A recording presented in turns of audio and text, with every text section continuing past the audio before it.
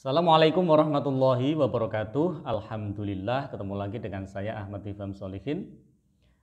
Masih menjawab pertanyaan. Assalamualaikum. Waalaikumsalam warahmatullahi wabarakatuh.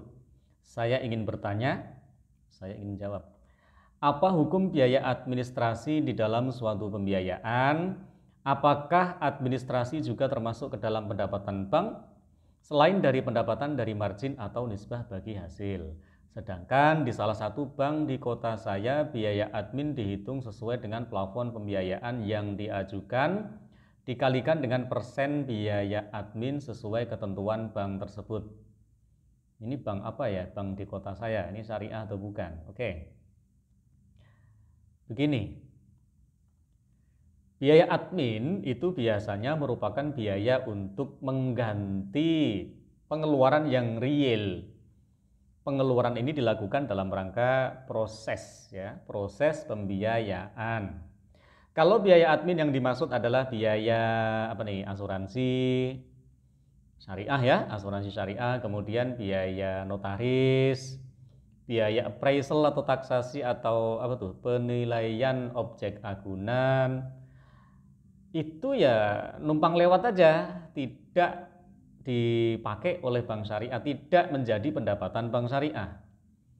Ya, pembayarannya ya dilakukan buat asuransi syariah, buat notarisnya, kan butuh tuh biaya-biaya seperti itu. Memang real, biaya tersebut memang ada gitu ya. Nah, kemudian kalaupun ada biaya-biaya lain, misalnya biaya lain-lain misalnya. Nah, biaya lain-lain itu juga nanti pasti ada perinciannya sebenarnya di internal bank syariahnya. Kan nanti dicek sama DPS-nya, dicek sama OJK. Ini biaya lain-lain ini apa? Ini misalnya ada biaya lain-lain. Misalnya biaya ATK, alat tulis kantor, biaya materai atau yang sejenisnya yang itu sangat-sangat rinci. Nah, kalau biaya yang dimaksud adalah biaya seperti itu, ya itu sah. Apakah itu pendapatan? Ya sebenarnya untuk menggantiin pengeluaran yang terjadi. Ya, numpang lewat aja berarti, bukan untung dari transaksi jual belinya. Nah, biaya admin ini tidak menutup kemungkinan ada biaya-biaya yang merupakan menggantiin effort. Effort itu apa ya? Jasa ya, gantiin keringat. Cuman lazimnya nggak ada. Ya, kecuali mungkin ada biaya-biaya tertentu untuk case-case tertentu, misalnya untuk pengajuan rumah dengan kategori tertentu, ada biaya-biaya lain di luar biaya notaris, biaya asuransi, ini yang mungkin saja terjadi gitu. Nah, kalau total biaya itu nanti jatuhnya nih 1% dari plafon pembiayaan, ya secara fikihnya ya nggak apa-apa. Yang penting biaya itu merupakan biaya real. Benar-benar biaya yang dikeluarkan dalam rangka proses pembiayaan. Ada biaya gantiin barang, gantiin jasa ya, notaris, asuransi, appraisal, atau jasa-jasa yang masih relevan. Yang penting ada objek real. Real itu kalau dalam fikih lo ya, jangan real yang diada-adain sendiri. Kategori real itu apa sih? Real menurut fikih adalah ketika misalnya suatu transaksi ya ada objeknya. Objek real itu bisa berupa barang atau ainun, bisa berupa manfaat, ini bisa fasilitas, bisa jasa, bisa berupa harta ribawi. Tapi kalau harta ribawi dalam hal ini kan nggak ada ya.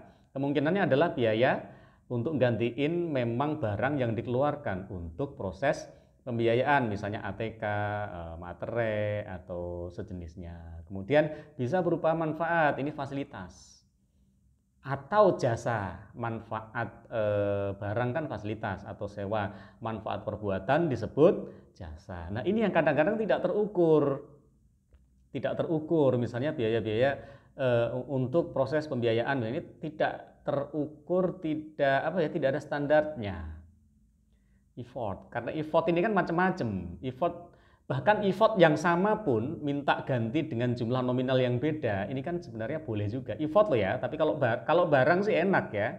Asal ada kwitansinya sekian rupiah diganti ya sudah. Biaya asuransi syariah sekian rupiah diganti ya sudah, gampang ya. Tapi kalau urusannya dengan e-vote, nah ini yang kadangkala tidak terukur ya. Jadi biaya admin insya Allah sudah sesuai syariah, dan itu bukan masuk pendapatan tapi ya masuk ke bank.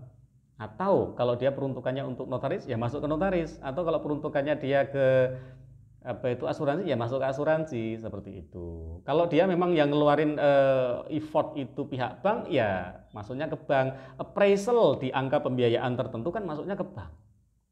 Biaya appraisal ya, penilaian atau valuasi itu kan masuknya ke bank untuk angka tertentu. Nanti kalau untuk angka yang lebih besar lagi biasanya ada appraisal dari pihak independen.